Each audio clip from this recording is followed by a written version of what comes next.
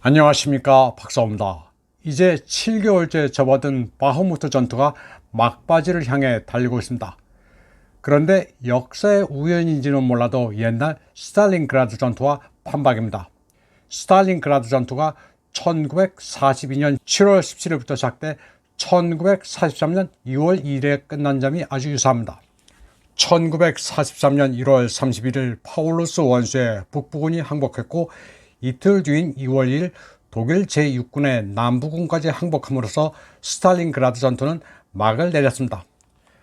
파울루스 원수는 히틀러에게 스탈린그라드 철수를 간청했지만 받아들여지지 않자 병사들의 생명을 구하기 위해 항복했습니다.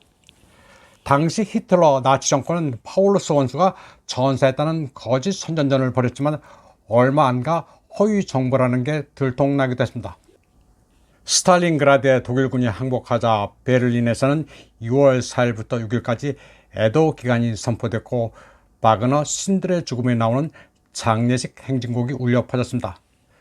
그리고 2주 후인 2월 18일 베를린 스포츠 팰리스에서 선전장관 괴벨스는 한탄했습니다. 그는 지난 시기 소련은 볼셰비크의 군사력 잠재력을 전례 없는 수준으로 끌어올렸고, 독일은 이를 오판했음을 시인했습니다. 지금 우크라이나, 미국, 나토도 이 수순을 밟고 있습니다. 젤렌스키는 믿져야 본전이라는 심정으로 우크라이나군이 바흐무트를 사수한다고 밝혔습니다. 일단 거칠하지만 비장한 결의는 보여준 셈입니다. 그런데 실상은 바흐무트에 남아있는 병력들은 갈려 나가고 있습니다. 또 많은 병력들이 알아서 도망치고 있습니다. 버티지 못해 도망치고 있는 병력도 많은데 후퇴 명령을 내렸다가는 질이 멸렬한 것으로 비치기 때문에 젤렌스키는 억지로 그런 사태 전개를 막고 있습니다. 우크라이나군은 지금 전차와 장갑차도 버린 채 도주하고 있습니다. 라스푸치차 때문에 도보로 도망가는 게 유리하기 때문입니다. 로이드 오스틴 미국 국방장관은 바흐무트의 전략적, 전술적 가치는 별게 없으며 상징적인 의미만 있다고 자유했습니다. 그러나 세르게이 쇼이구 러시아 국방부장은 바흐무트가 일단 수중에 떨어지면 러시아군은 서쪽 주요 요충지로 더 나아갈 길이 열린다고 평가했습니다. 지금 우크라이나의 폐색이 짙어지면서 유럽 각국에서는 반나토, 반우크라이나 시위가 거세게 벌어지고 있습니다.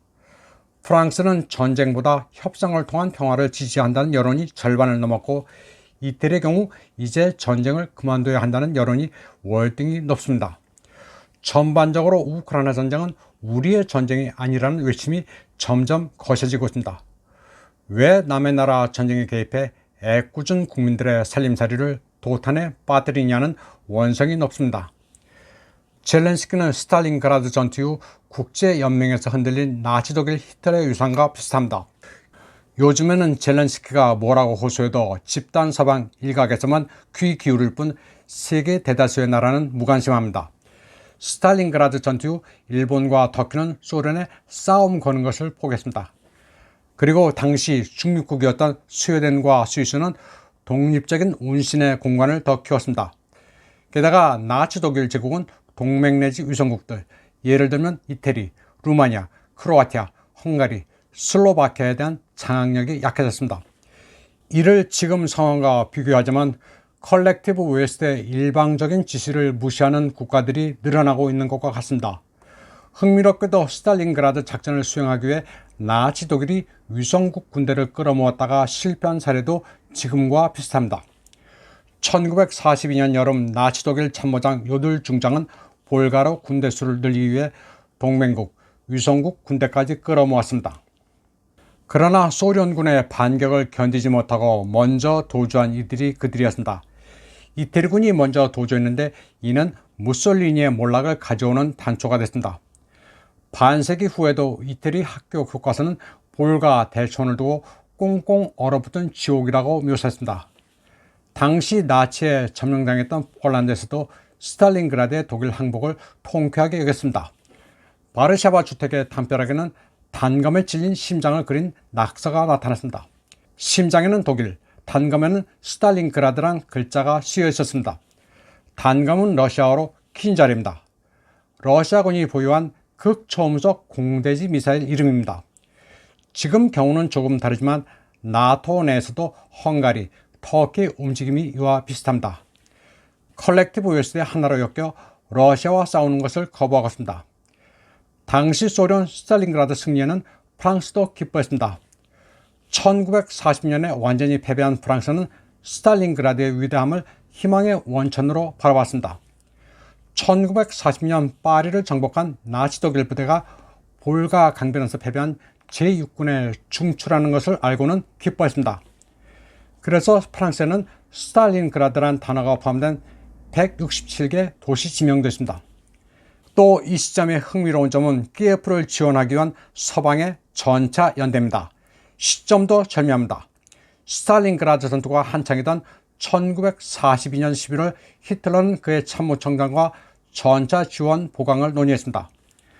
바흐무트 전투가 한창이던 시기에 서구가 전차 지원을 논의한 것과 같습니다.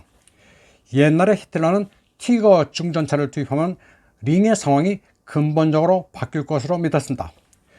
티거 전차는 분명히 훌륭한 무기임에는 틀림이 없었습니다.